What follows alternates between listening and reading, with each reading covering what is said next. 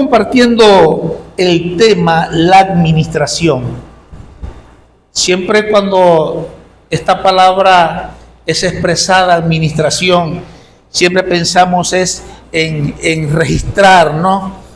Los números, ordenar las cosas, priorizar, organizar, planificar.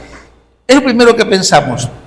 Pero este es un tema muy importante, es uno de los temas más interesantes, importantes de la Biblia en la administración, en cuanto a cómo es Dios con nosotros y cómo Dios nos da a nosotros todo lo que necesitamos y qué tenemos que hacer nosotros en aquello que Dios nos da. Y lo que tenemos que hacer es administrar. Así que es un tema muy interesante y vamos a la base bíblica, 1 Corintios, capítulo 4, verso 1 y verso 2. 1 Corintios, capítulo 4, verso 1 y verso 2. Y luego que leamos la escritura, damos gracias a Dios un momento y tengamos un momento la cual podamos expresarle al Señor que le amamos, que le bendecimos, y Él también va a bendecir nuestras vidas. 1 Corintios, capítulo 4, verso 1, verso 2. ¿Está conmigo? Y leemos la autoridad de la palabra en autoridad de nuestro amado Señor y Salvador Jesucristo. Dice así la palabra: así pues, ténganos los hombres por servidores de Cristo y administradores de los misterios de Dios. Ahora bien, se requiere de los administradores que cada uno sea hallado fiel. Damos gracias a Dios.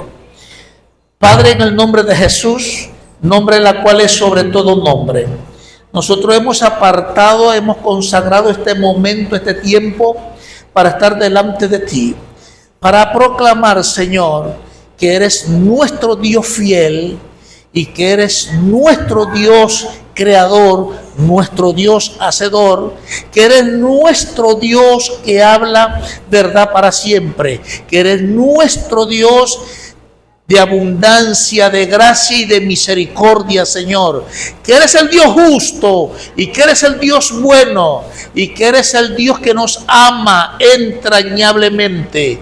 Nosotros te bendecimos ahora, damos gloria, honra, honor a ti, Señor, por tu presencia y por la obra perfecta del Espíritu Santo de Dios en medio nuestro, Señor. Señor, estamos delante de ti para proclamarte, no solamente como el Dios creador y hacedor, decir con toda propiedad por tu sacrificio en la cruz: eres nuestro Dios.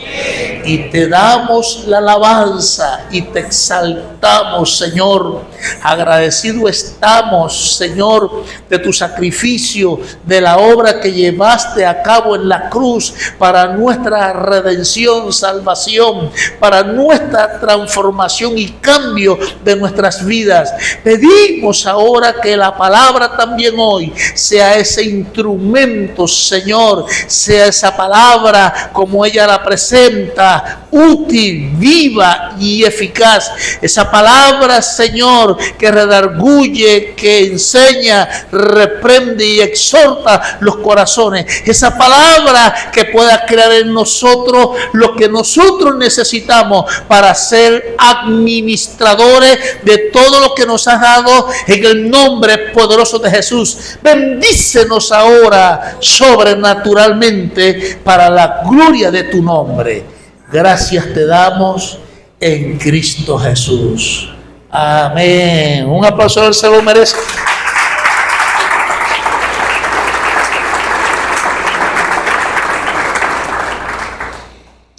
Hay un valor fundamental cuando se habla de la administración y se habla de la mayordomía. Cuando se habla en la Escritura, en la Biblia, de administración, se habla también de mayordomía. Un mayordomo es aquel que administra los bienes de su señor, del jefe, que administra los bienes de otro. Y por eso tan ligado lo que es la administración en la Biblia con la mayordomía. Valor fundamental: Dios busca hombres y mujeres que sean fieles administradores o mayordomos en sus vidas, en su tiempo, en su finanza, en sus dones espirituales para el servicio a Dios y a otros. Es el valor fundamental. El valor fundamental cuando hablamos de la administración en cuanto a Dios se refiere y de Dios hacia nosotros, estamos hablando que Dios busca hombres y mujeres que sean fieles administradores. ¿En qué o en dónde? En la vida, en el tiempo, en las finanzas, en los dones espirituales, con un propósito para el servicio a Dios y a otros. Dios lo está buscando.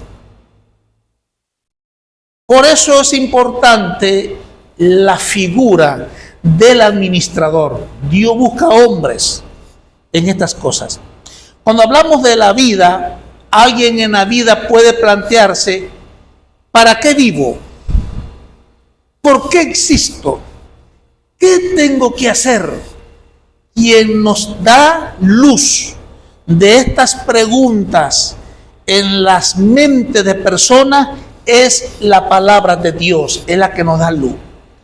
¿Por qué nos da luz? Porque Dios así lo plantea. Dios es el que tiene la verdad. Dios es el que tiene la palabra para guiarnos, enseñarnos y mostrarnos verdades que usted y yo necesitamos. Así que una de las cosas que hemos hablado es el paradigma de Dios y el paradigma de los hombres, o el paradigma de los hombres y el paradigma de Dios. El paradigma de los hombres con respecto a la vida es que el hombre dice: yo soy el dueño de mi vida, de mi tiempo y de mis recursos materiales. El paradigma de Dios en la palabra de Dios es que Dios es el dueño de todo. Eso es lo primero que nosotros estamos revisando en clases pasadas acerca del paradigma de los hombres y el paradigma de Dios en la vida. Cuando el hombre dice: yo soy el dueño de mi vida, nadie me tiene que decir lo que tengo que hacer. Yo soy el dueño de mis recursos, de mis finanzas. Yo soy el dueño de mi tiempo. Ese es el paradigma de los hombres. El paradigma de Dios es que Dios es el dueño de todo. Dios es el dueño de tu vida. Dios es el dueño de tus recursos. Dios es el dueño de los dones que Él te dio. Dios es el dueño de toda tu finanza. Dios es el dueño de todo. Cuando nosotros establecemos estos paradigmas, es muy importante establecer el paradigma de quiénes somos y qué tenemos que hacer. ¿Quiénes somos? Administradores. ¿Qué tenemos que hacer? Uso de la mayordomía, porque Dios es el dueño de todo. Cuando nosotros hablamos que Dios es el dueño de todo, hay fundamentos bíblicos, bases bíblicas que nos dicen que Dios es el dueño de todo. Dios es el dueño de todo porque Él es el dueño y creador de todas las cosas. En Génesis 24 dice que Él es el dueño de todo, la tierra y su plenitud, el mundo y lo que en él habitan. Él es el dueño de todas las cosas. También la Escritura nos muestra que Dios es el propietario de todas las cosas. Deuteronomio capítulo 10, verso 14 y Salmo 50, verso 12. Él es el propietario de todas las cosas. También hay otra base, otro fundamento. Dios es poderoso y controla todo. Romanos capítulo 11, verso 36, Salmo 89, verso 8 al verso 13. ¿Por qué Dios es el dueño de todo? Dios es creador de todas las cosas. Dios es el propietario de todas las cosas. Dios es poderoso y controla todo. Y están las bases bíblicas. Cuando Dios es dueño de todo, entonces Él nos dio el recurso de Él. ¿Cuál recurso? Primer recurso que Dios te dio es la vida por la cual existe. Es el primer recurso que Dios te dio. La vida no es tuya, la vida Dios te la dio. Es el primer recurso. Por eso que cuando hablamos de recurso y nosotros visualizamos que la vida es un don de Dios y que Dios nos dio la vida, es un recurso que tenemos. Nosotros también cuando hablamos acerca del tiempo, es otro recurso que Dios nos dio, el tiempo. Y el tiempo es uno de los recursos más valiosos, que también es el más perecedero. Más valioso, más perecedero. ¿Por qué más perecedero?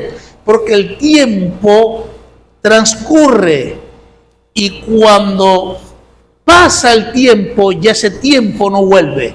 Por eso es el más valioso y el más perecedero. ¿Qué hacemos nosotros con nuestro tiempo? No tenemos conciencia que Dios es el dueño de todo y que Él nos dio el recurso de la vida, pero nos dio también el recurso del tiempo. Y una de las cosas que debemos administrar, el recurso de la vida que nos dio y el recurso del tiempo que transcurre y se pasa el tiempo. Él no vuelve más el tiempo pasa. Y una de las cosas donde debemos administrar es nuestro tiempo. Administre su tiempo vale. Es algo precioso que Dios nos dio como recurso, el recurso del tiempo. No pierda su tiempo. Hay personas que cuando pasan los años, algunos dicen, perdí mi tiempo. Cuando pasan los años, algunos dicen, si yo sé que la vida es así, yo me preparo, me organizo, hago las cosas diferentes, ya el tiempo pasó. Es algo muy valioso que Dios nos dio a nosotros. Cuando comencé el Evangelio de Jesucristo, yo comprendí por la gracia del Señor este gran recurso del tiempo. Y comencé a invertir tiempo en mi vida con Dios, en mi servicio con Dios, en mi preparación con Dios, en los dones espirituales para Dios. El tiempo juega un papel importante. Algunos dicen que las personas cuando tienen 50 años para arriba, Dios tiene un trato con ellos, o ellos despiertan en razón del tiempo, entonces quieren apresurar todo, quieren aprender todo rápido, sienten que perdieron el tiempo y que es difícil volverlo a recuperar. Entonces ya son 50 años de edad. Dios es Dios que nos salva y nos enseña, no importa la edad y el tiempo, pero qué bueno es aprovechar el tiempo porque ganas, aprendes, adquieres, te preparas cuando se aprovecha el tiempo. Es uno de los recursos, como estamos hablando, más valioso, pero es también perecedero. ¿Qué hacemos con el tiempo nosotros? Recuerda que la vida es un recurso que Dios te dio. Recuerda que el tiempo es otro recurso. Y recuerda también que los dones espirituales es otro recurso que Dios nos dio, que tenemos que administrarlo también. Si nosotros pensamos que Dios es el creador de todo, que Dios es el propietario de todo, que Dios es poderoso y controla todo, cuando Él nos da la vida, es el recurso. Cuando Dios nos da el tiempo, otro recurso. Cuando nos da la finanza, otro recurso. Y cuando nos da los dones espirituales, otro recurso. Los dones espirituales Dios los da para que usted crezca con Dios. Dios lo da para que usted haga crecer a otros.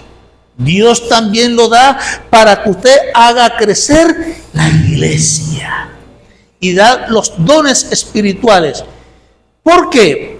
Porque nadie puede hacer algo para Dios o ser efectivo, eficiente con Dios si no es por los dones de Dios.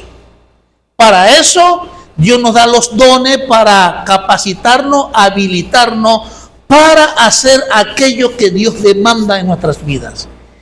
Cuando visualizamos, Dios es creador de todo, Dios es el dueño de todo, el propietario de todo, Dios es poderoso, controla todo, nos da los recursos ¿para qué? Para administrarlo. Eso es una persona que tiene el paradigma, ha desarrollado el paradigma que Dios es el dueño de todo, que Dios es el dueño de todo porque Él es el creador de todo, que Dios es el dueño de todo porque Dios es el propietario de todo, que Dios es poderoso y controla todo. Entonces, de aquí en adelante, el recurso de la vida, el recurso del tiempo, de la finanza y de los dones espirituales hay que administrarlo. ¿Qué pasa con nosotros?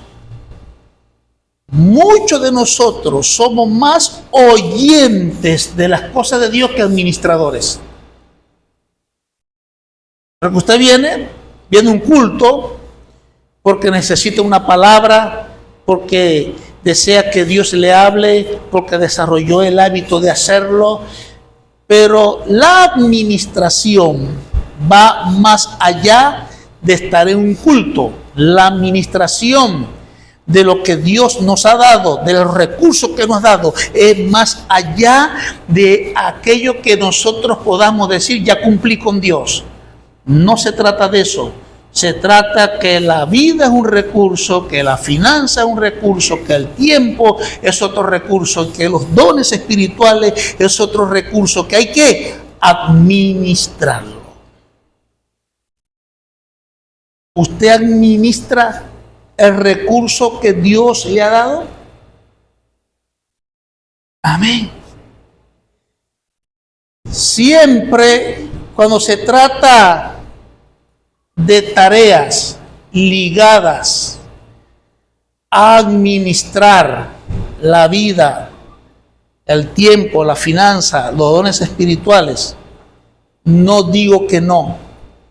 Me planifico, me organizo y le digo a la persona, puedo tal fecha, estoy ocupado para esa fecha, pero no digo que no. No digo que no. Usted nunca puede decirle a Dios que no, porque hay un paradigma poderoso. Por eso que Dios tiene el derecho de demandar y exigir a lo que ha creado, a lo que Él es el propietario de todo y que Él controla todo. Él tiene el derecho de decirnos, te doy el recurso de la vida, el tiempo, la finanza y el recurso de los dones espirituales porque lo tienes que administrar. Él tiene el derecho de la demanda y de la exigencia, porque la Escritura nos dice esos tres aspectos, que Él es el dueño de todo. Por eso Él exige y demanda que debemos practicar la administración. Siempre pensamos, como hablamos en el principio, de los números, de planificar, organizar. Algo tiene que ver con eso, pero estamos hablando del recurso de la vida. ¿Qué hace usted con su vida? ¿Cómo vive su vida? ¿La está administrando? ¿Qué hace usted con su tiempo? ¿Lo está administrando? ¿Qué hace usted con la finanza? ¿La estás administrando?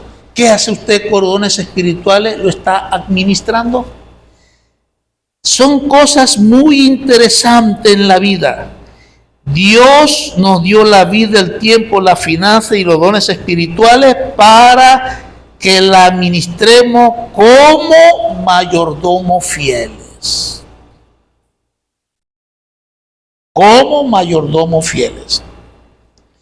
Se requiere, por tanto, del que entiende que Dios es el dueño de todo y que lo que tenemos es un recurso, y todo lo que tenemos es un recurso de Dios. Nosotros tenemos que administrarlo. Y disculpe que repita la expresión, tenemos que administrarlo. Hay que administrarlo. Amén.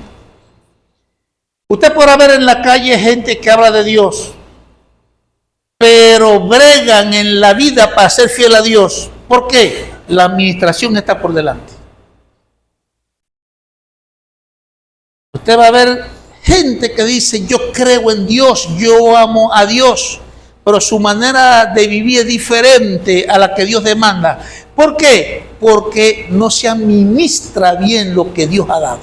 Su recurso no se administra bien. Muchos de nosotros somos desviados por doctrinas extrañas, doctrinas diversas, doctrinas que nos desvían de la verdad. ¿Por qué? Tiene que ver cómo administramos nuestra vida, el tiempo, los recursos. ¿Sí se explica? Todo tiene que ver con administrar. Usted ve creyentes que crecen y otros no crecen. ¿Tiene que ver con qué? Con la administración de su vida. Unos aprenden más que otros. ¿Será que unos son más inteligentes que otros? Dios le dio a cada quien su capacidad. ¿Y se la dio para qué? Para que administre. 5 le dio a uno la parábola de los talentos, a otro le dio 2, a otro le dio 1. Y dice la palabra, según su capacidad. Si uno es mejor que otro, o uno tiene más que otro, cuando nosotros nos planteamos de cómo Dios nos ve a nosotros, tanto el que tiene más, el que tiene menos, deben ser administradores. Sobre poco has sido fiel, sobre mucho te pondré, entra en el gozo de tu Señor. Debemos administrar. ¿Alguien está ahí por ahí apuntando cuántas veces voy a decir la palabra administrar? Amén. Vamos a compartir hoy 4 principios. Ya hablamos del tiempo, ya hemos hablado de la vida, el tiempo. Vamos a hablar de las finanzas. Y la Escritura nos enseña 4 principios que nos ayudan en el manejo de las finanzas. Cuando hablamos de finanzas, estamos hablando de sus posesiones. Estamos hablando de sus bienes. Estamos hablando de lo que Dios le ha dado a usted. Y recuerde, la finanza es un recurso que Dios nos da, ¿para qué? Para administrarlo. Y por eso estamos hablando de los 4 principios que nos ayudan en el manejo de la finanza. 4 principios. Hay un tema que preocupa a muchos. Cuando se habla de administrar la finanza, es un tema que preocupa mucho, pero la historia de la Biblia nos muestra, nos guía, orienta de estos principios en el manejo de las finanzas. Y podemos tocar varios textos bíblicos sobre eso, pero uno de los que más se toca, que es polémico, es el diezmo. Algunos dicen, el diezmo es para el pastor. En esta congregación hay una administración donde se distribuyen los recursos de esta iglesia. No sé si habrán pastores que toman los diezmos, pero acá no se hace eso. Y mientras uno sea el pastor de esta congregación, uno tampoco va a permitir que estas cosas sean así. Para muchos, el diezmo, no, esto es mucha plata, yo no voy a dar eso. Le decimos a algunos, yo he escuchado eso. No, lo voy a hacer mucha plata. Otros que necesitan, que están en una condición de pobreza y otros en condición de miseria, cuando tienen algo, no, yo necesito, yo no voy a dar nada. Y no usan el principio del diezmo. Hay tres cosas: el principio, la ley y la ética. Principio, ley, ética. Principios son fundamentos que guían vidas y comportamientos. Leyes tienen que ver con leyes que gobiernan y rigen la vida de los hombres. Cuando hablamos de ética, estamos hablando de normas y reglas que también guían el comportamiento y la conducta de las personas. El principio va primero, el fundamento va primero. En la historia de Israel, usted sabe en la historia que apareció un personaje llamado Noé. Noé tuvo 3 hijos. ¿Cuáles fueron los 3 hijos de Noé? Sem, Cam y Jafet. El orden que aparece, Sem, Cam y Jafet. Entonces, luego que pasa el diluvio, los hijos descubrieron su desnudez, dice la Escritura. Despertó, sabe Noé que descubrieron su desnudez. Entonces él viene, va a Cam, y viene Noé con espíritu profético, maldice a Cam. Luego ve a Sem, ve a Jafet, y cuando ve a Jafet, viene, habla de él y le dice que Jafet va a ser un personaje o una descendencia que va a dominar en la tierra. Y luego llama a Sem, que es la que iba a administrar las cosas de Dios. Y de ahí sale el pueblo hebreo y las 12 tribus de Israel.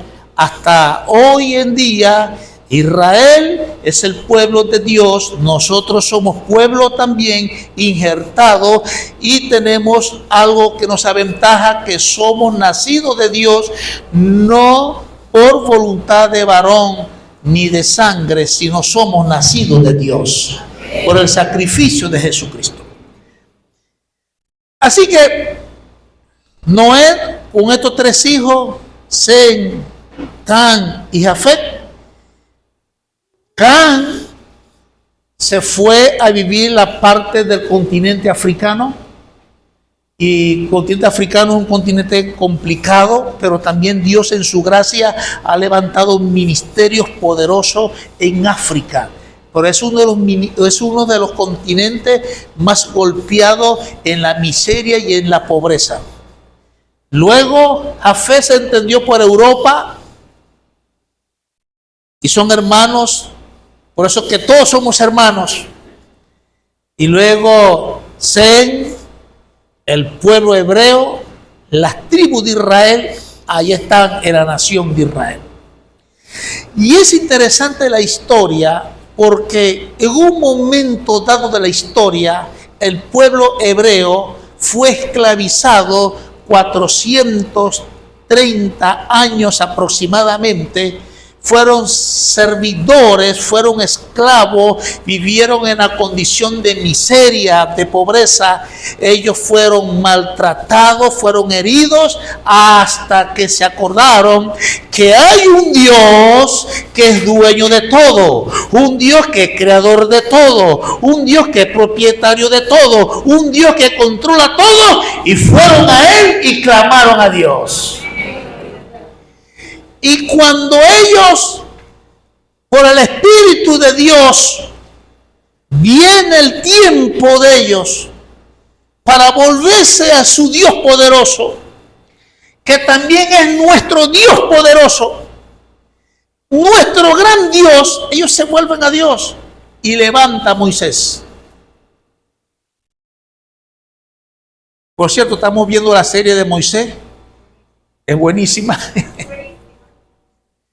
Tiene 248 capítulos o 248 episodios y es una bendición. Algunas cosas que relatan allí, uno dice, bueno, podría ser así, ¿no? Porque tenemos nosotros la palabra de Dios, la Biblia. En esa historia del pueblo hebreo, cuando eran esclavos en Egipto, Dios levanta a Moisés, levanta a este hombre como libertador. Luego este hombre desarrolla el don de enseñar de parte de Dios. Fue el hombre más importante de la nación de Israel hasta la fecha, dicen ellos. Y fue el hombre que fue el gran juez y el gran profeta de la nación. Y por eso los judíos dicen, el gran Moisés. Y así lo llaman, el gran Moisés. El hombre de la historia con señales, con prodigios, con milagros sobrenaturales y poderosos. Y eso acontece porque en un momento dado Israel entendió, el pueblo hebreo entiende que Dios es dueño de todo, creador de todo, es el propietario de todo y Él es el que controla todo. Cuando ellos entendieron eso, ellos sabían que tenían que ir a Dios, quien les podía libertar después de una esclavitud de más de 400 años. Salen de Egipto, es la historia. Y cuando salen de Egipto, no tenían nada. Su condición por no caminar con su Dios y ser fiel a Dios, cayeron en el peor caos de la miseria y la pobreza en la vida de estas generaciones o de sus generaciones. Cuando ellos salen no tenían nada, pero Dios hizo algo. Dios puso gracia en ellos cuando salían de Egipto. Ellos entonces pedían y le daban oro, le daban plata y salen de allí ricos por la gracia de Dios. Pero no solamente es el que ellos se alegraran, pero somos ricos, no teníamos nada y salimos con oro, con plata, con piedras preciosas, salimos y estaban contentos. Eso no era lo que Dios solamente quería hacer. Dios quería que ellos nunca más fueran a la condición de la pobreza y la miseria que vivieron en Egipto. Entonces, Dios dice el principio del diezmo. Cuando terminamos con el profeta Malaquías, el profeta Malaquías también habla de la historia del sacerdocio, que se olvidaron de Dios, del culto a Dios. Los sacerdotes tenían que entonces ocuparse en tarea y en trabajo y no podían ministrar el culto a Dios. Ellos tenían una vida diferente al culto a Dios. Ellos también manejaban a su manera esto de las ofrendas que se daban a Dios en los sacrificios, y dice la Escritura que Dios dijo no más. Y por eso en los tiempos de Malaquías vuelve otra vez la nación, el pueblo de Israel, a caer en la condición de miseria y pobreza por no tomar en cuenta un principio de Dios para Dios prosperarle y para Dios bendecirle. Fue lo que estableció Dios el diezmo. Algunos dicen, el diezmo no es para este tiempo, porque Jesús llevó la maldición de la ley. El diezmo es de la ley. El diezmo y la práctica del diezmo no tiene que ver exclusivamente que es de la ley, porque Abraham, que no era del tiempo de la ley, Abraham dio el diezmo de todo. Lo mismo también fue Isaac y lo mismo fue también Jacob. Y por eso ellos son nombrados como los padres de la fe. Ellos caminaron en la fe en un principio llamado diezmo, aunque no era ley. Luego viene Moisés y establece el diezmo. Dios a través de Moisés, la ley del diezmo, para que nunca más Israel viviera esa condición de pobreza y de miseria. Y Dios le establece el diezmo para Dios continuar bendiciéndole y prosperando este pueblo hebreo en gran manera. Por eso es importante el principio de diezmar. El diezmo es algo donde la Escritura nos enseña a nosotros en Malaquías, que tiene 4 promesas. Nunca en la Biblia las promesas de Dios caducan. Las promesas de Dios son eternas y para siempre. Cuando hablamos de un principio de Dios, de un fundamento, eso no caduca. Eso es para siempre. ¿Por qué? Porque es un principio.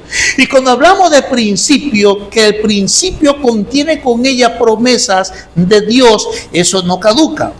¿Y qué dijo Dios? Trae los diezmos al alfolí. ¿Y qué dice? Y hay alimento en mi casa. Y sigue el culto a Dios. Probadme ahora en esto. Y dice la primera promesa: yo os abriré la ventana de los cielos. Como era un pueblo que dependía mucho del cultivo, de la siembra, de la cosecha, es por eso que Dios dice: abriré la ventana de los cielos. Una vez cultivé. Una de las cosas que yo hice, organicé a unos hermanos en Cristo allá en la Cañada y vamos a sembrar, a cultivar. Hermano, me puse de grito, cultivando y emocionado, cultivando esto, lo otro. Y había momentos que decían: ay, hermano Luis, pastor, no está bien formada la cosecha porque no ha llovido. Pastor, ore para que venga una lluvia, pastor, y se ponga esa cosecha hermosa, pastor. Mire lo que es que Dios abriera las ventanas de los cielos. A ver, esa es la primera promesa, esa nunca caduca. Y luego dice: y derramaré bendición, la segunda promesa. Amén. Cuando es que Dios derrama bendición, la manera y la medida que lo va a hacer es cuando dice: y haya abundancia. Abriré la ventana de los cielos y derramaré bendición abundantemente. Dice la Escritura. Luego dice la Escritura que va a reprender la actividad en la vida que nos pueda llevar a la miseria y a la pobreza. En esa condición, dice la Escritura que Él se va a levantar y Él lo va a sacar de nosotros, y encontramos 4 promesas. Pero aunque usted diezme, esa es una verdad. Soy el que digo, diezmar es una media verdad. ¿Por qué? Porque no solamente cuando se habla de prosperar estamos hablando del diezmo, porque usted puede diezmar, pero si usted es mal administrador, va a caer en necesidad otra vez. Usted diezma como administrador, pero el resto después del diezmo, usted tiene que continuar administrando. Usted diezma, ¿por qué? Como administrador de los recursos que Él nos dio, usted lo hace. Luego usted administra lo que tiene. Y luego también la Escritura habla acerca de producir, de invertir, habla de ahorrar. Y cuando la Escritura habla del diezmo, habla de producir, de invertir, de ahorrar y habla de dar. Todas esas medias verdades hacen una verdad absoluta, que es la prosperidad de nuestras finanzas, de nuestros bienes y la multiplicación de nuestros bienes. De repente le hace una transferencia a usted y usted dice: soy un administrador de los recursos de Dios. De una vez, antes que me lo gaste, transfiero el diezmo. ¿Qué está haciendo usted? Un administrador, porque usted maneja el paradigma que Dios es el dueño de todo en estos tres aspectos. Dios es el creador de todo, el propietario de todo, y Dios es el que controla todo. Y nosotros somos administradores. La finanza es un recurso de Dios. ¿Para qué? Para administrarlo. Y si lo administramos, la bendición de Dios vendrá a nuestras vidas. Sobre poco has sido fiel. Otra vez repito el texto. Sobre mucho te pondré. Entra en el gozo de tu Señor. ¿Qué sucede? Que todavía nosotros continuamos con nuestro paradigma. ¿Cuál es el paradigma? Yo soy el dueño de mi vida, el dueño de mi tiempo, el dueño de mi finanza y el dueño de lo que hago, de los dones espirituales. Yo soy el dueño de todo eso. Ese es el paradigma de los hombres. Pero el paradigma de Dios es que Él es dueño de todo. Amén. Dios va a llevar a cabo sus promesas, porque Dios, dice la Biblia, no es hijo de hombre para mentir, ni hijo de hombre para que se arrepienta. Dios establece principios. Los hombres, uno de los hombres más millonarios del mundo, no es el que usted ve allí, que salen en las redes. Son judíos. Son los hombres más ricos del mundo. De allí vienen. Porque ellos usan un principio dado por Dios. Ellos conocen las promesas de Dios que hay detrás de un principio. Ellos saben que Dios es el dueño de todo, creador de todo, propietario de todo, y que Él es el que controla todo. Por eso ellos dan su diezmo. Y cómo Dios le prospera. Amén.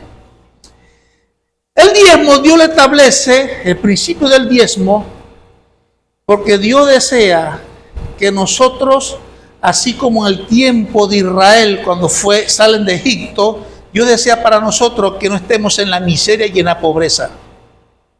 Dios no desea eso para nosotros.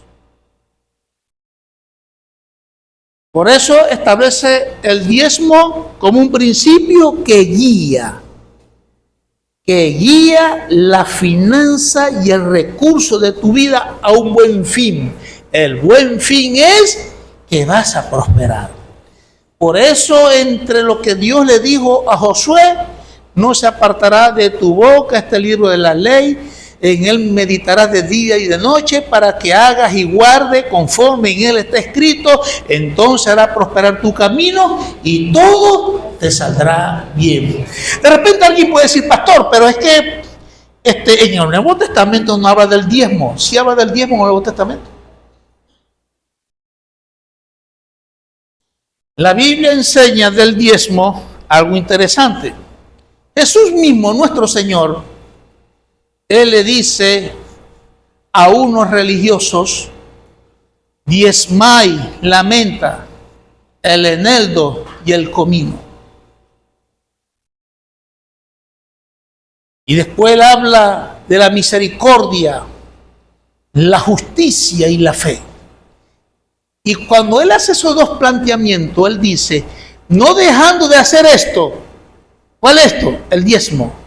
La misericordia, la justicia y la fe, lo que hacemos por los hombres. Y Él dice: no dejando de hacer esto, tampoco aquello.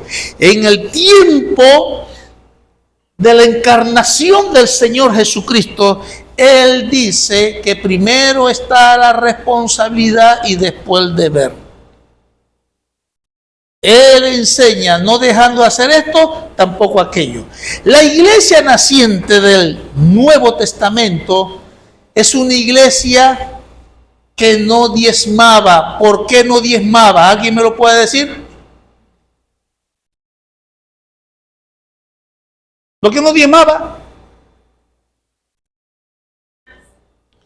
porque eran una iglesia generosa y daban más del diezmo.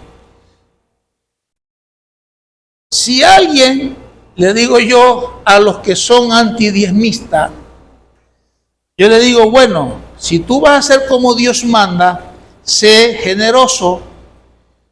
La gente del Nuevo Testamento, esa primera iglesia, ellos no daban el diezmo, daban el 30, daban el 40, daban el 50 y daban el 100%. Era una iglesia generosa. Dice la Biblia que vendían sus propiedades en el libro de los Hechos y lo traían todo a los pies de los apóstoles. Una iglesia generosa, agradecida por el sacrificio de Jesús, la transformación y el cambio de sus vidas, que le dio promesas de la vida eterna, un reino de Dios. Ellos agradecidos generosamente, ellos daban más del diezmo. El diezmo es un principio establecido por Dios para Dios librarte de la condición que vivió Israel, que vivieron los hebreos en la antigüedad. Dios quiere librarte de eso y Dios usa el principio del diezmo. Amén. Tengo una hermana en la cañada de una iglesia. Hermano, demasiado pobre. Aquella vez hablé de ella. Demasiado pobre. ¿Sabe qué es demasiado pobre? Imagínese. Demasiada miseria. Esa es más cerca, toda descuidadita, pero ¿cómo se cuidaba si no tenía cómo?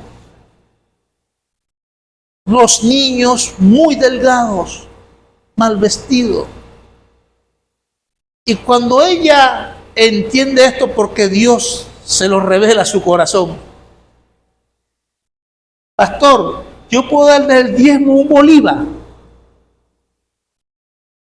Yo le quería decir, hermana, ¿cómo usted va a decir, hermana, un bolívar? ¿Cómo es eso? Pero entendí su condición de pobreza.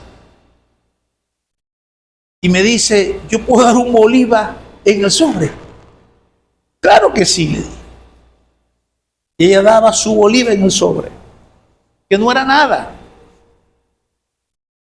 Cuando habían los sobres, ay pastor, esta hermana da un bolívar. Ah, bueno, gloria a Dios. Pero pastor, no puede ser. Ella habló conmigo y yo dije que diera su bolívar. Después aumentó. Y luego la vi arreglada. Sus hijos mejorando. Y yo la llamé. Oh, no has dado cambio, le digo yo a ella. ¿Ah? Ay, pastor, gracias por enseñarme lo del diezmo.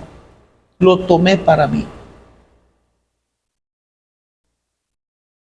Ella diezma cantidades porque ella entendió que Dios con el principio le evitó que volviera otra vez a la condición de pobreza y de miseria la cual tenía. Y la bendijo Dios. No estoy diciendo acá, imponiéndome como pastor, como haciendo referencia de mí, que muestro interés por su dinero. Dios me libre de esa situación. Los que me conocen saben que no soy pastor de tales intenciones. Los que me conocen saben que no tengo tal motivo del corazón ni tal avaricia. Dios me guarde y Dios también le guarde a usted también y le bendiga muchísimo su vida también de la avaricia, de la vanidad, del amor al dinero. Dios le libre de eso, porque la Escritura dice que no son usos para llevar una vida correcta delante de Dios. Dios me libre. Pero sí te puedo dar testimonio de aquellos que la palabra le fue revelada a sus corazones, cómo Dios le ha bendecido muchísimo. Muchísimo. Soy pastor por la gracia de Dios y yo doy mi diezmo. Me transfieren, alguien me da algo de una vez, porque después me lo gasto. Doy el diezmo de una vez. De una vez lo hago. Y he visto la mano del Señor. Amén. Me levanto contento, me acuesto alegre, porque hay un Dios que establece principios y Él lo establece porque Él lo demanda, porque entendemos que Él es dueño de todo. ¿Y cómo Él lo hace? Creador de todo, propietario de todo, y Dios también es el que controla todo. Cuando Él establece un principio, quien respalda el principio son tres grandes fundamentos y grandes bases. Cuando Él dice trae el diezmo, detrás de eso es yo soy creador de todo. Detrás de eso es soy propietario de todo. Y detrás de eso es controlo todo, hazlo, que vas a ver mi bendición, que vas a ver mi gloria y vas a ver el respaldo de Dios en tu vida. Detrás de eso está eso. Por eso el que entiende que Dios es el dueño de todo, sabe que va a hacer con sus finanzas. Con esto termino. Conocí un hombre, un pastor con una visión de construir un templo grande. Otros decían, ¿para qué va a construir un templo grande si Cristo viene pronto a malgastar ese dinero? ¿Para qué? Pero el pastor decía, Dios me dio esta visión. Y él la compartió con todos sus líderes, sus equipos. Dios me dio la visión de construir un templo grande. Como Dios se lo dijo y no se lo dijo a los otros, entonces él comenzó a hacerlo. Y los otros le criticaban, le señalaban por lo que estaba haciendo. No, Dios me dijo y yo lo voy a hacer, y él lo estaba haciendo.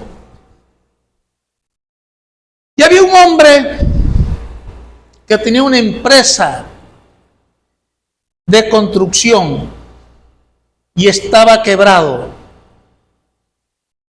Y cuando él escucha la enseñanza de diezmar, no tengo con qué diezmar, he sido desobediente en el principio de diezmar, le pidió perdón al Señor. Señor, no usé el principio, ¿será que por eso estoy pasando por lo que estoy pasando? Entonces él viene, despierta, habla con el pastor y dice, mis máquinas están dispuestas para la construcción. Y el hombre pagó todas sus deudas con Dios, con sus máquinas para la construcción de ese gran templo cuando se inició. Y cuando él comenzó, comienzan a llamarlos para contratos extraordinarios, buenos contratos, y el hombre se levanta. ¿Quién lo levantó? Dios. ¿Cómo? Con un principio que tenía el respaldo que le decía a este hermano, yo soy creador de todo, yo soy propietario de todo, yo soy el que controlo todo, hazlo. Y Dios abrió las ventanas de los cielos. Y fue una empresa que luego se fue a otro país a seguir trabajando con la bendición de Dios en su vida.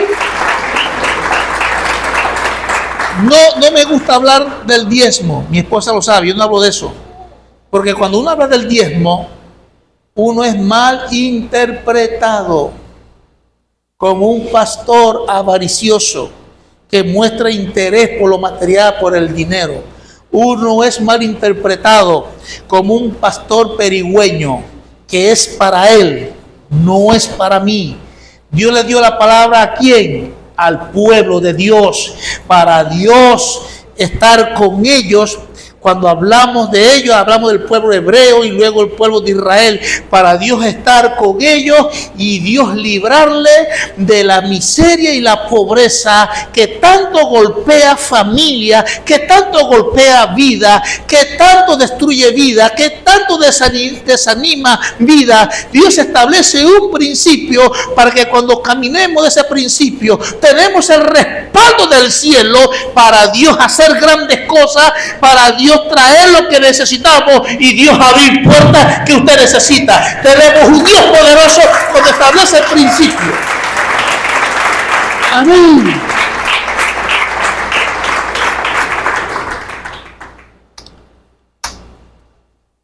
¿Qué va a hacer usted con el recurso de su vida? ¿Qué va a hacer usted con el recurso del tiempo? ¿Qué va a hacer usted con el recurso de la finanza?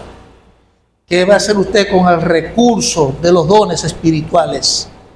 Entiende, iglesia, no es suyo, es un recurso dado por Dios para que usted esté bien, para que usted vea la prosperidad, que cuando humanamente es difícil, usted va a ver la prosperidad de Dios abriendo puertas para usted. Amén. Usted tiene un plan de prosperar, pero ya Dios estableció principios. Todos tenemos un plan. Voy a hacer aquello y vendo tanto y voy a abrir mi negocio. Ya no quiero trabajar para los demás y voy a hacer esto y voy a hacer lo otro. Así lo voy a hacer. Ese es el plan que usted tiene para prosperar. Pero más seguro es el plan de Dios, porque en Él hay promesa.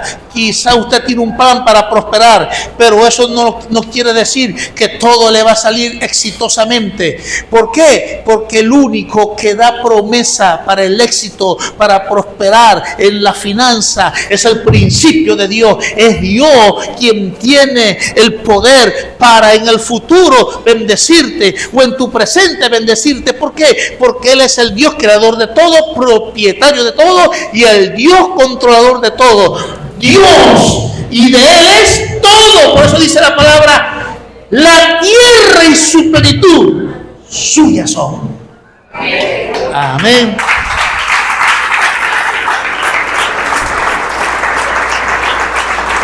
El martes que viene, mañana es lunes, el martes, terminamos con el principio de la administración responsable.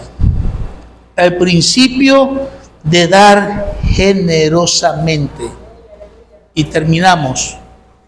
Pero si usted quiere terminar la serie, usted puede apartar un tiempo, un esfuerzo para estar acá martes a las 7 de la noche y estaré siendo estratégico para poder terminar esto del manejo de la finanza a través de 4 principios.